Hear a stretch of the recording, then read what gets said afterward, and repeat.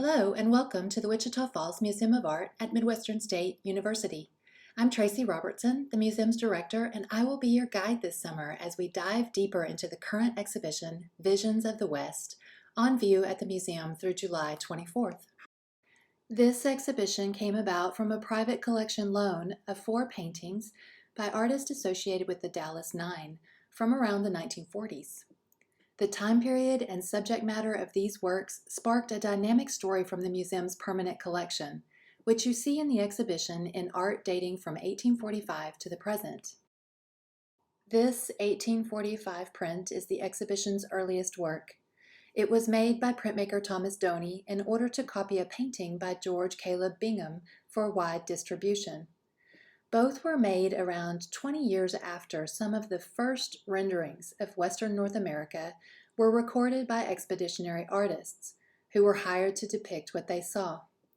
Such proximity in time to these documentary renderings must have influenced George Caleb Bingham's style and subject, which seemed to me to both break from the Art Academy and draw on his personal life experience, mixing what he saw as someone who lived near a river and what he read in popular literature of the time.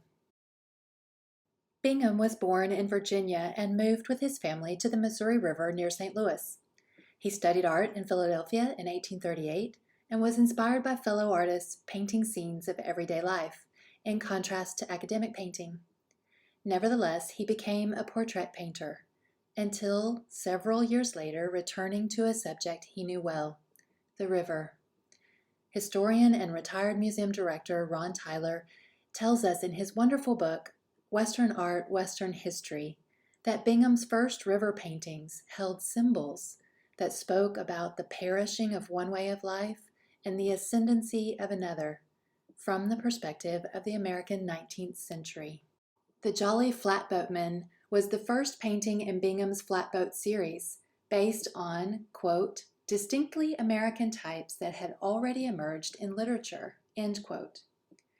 Evidently, river life and people were widely known and observed, literally by people watching from the banks. But by the 1840s, these were changing with the spread of steamboats, giving this scene an air of nostalgia. The American Art Union chose the painting, now housed at the National Gallery of Art in Washington, D.C., to have engraved by Thomas Doney, and made 18,000 copies to distribute to its subscribers. What do we see in this print? A shallow, flat-bottomed boat floats on a serene, tree-lined river, while a group of men sit atop its roof at leisure. Bingham placed the boat in the center of the composition. The boat and men create a calming, almost ascending triangle that takes up most of the space of the print, such that we view it as if from the riverbank as it passes, or from another boat that trails behind it. 2 men play musical instruments. 1 dances.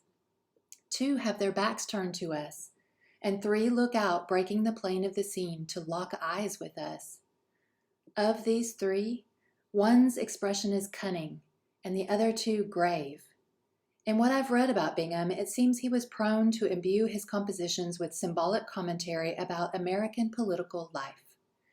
The strangely direct gazes of these figures may suggest something telling about his time, or their gravity may simply refer to the loss of such lively and carefree scenes, to the efficiency and industrialism of steam-powered boats. Another detail catches my eye.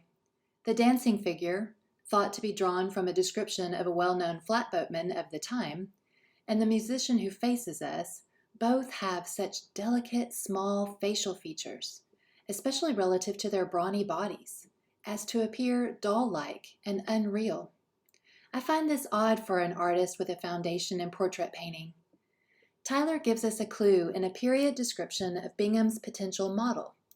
Quote, long exposure to the sun and weather had changed his skin, and but for the fine European cast of his countenance, he might have passed for the principal warrior of some powerful tribe. End quote. Perhaps this is another of Bingham's subtle commentaries on contemporary life as he knew it.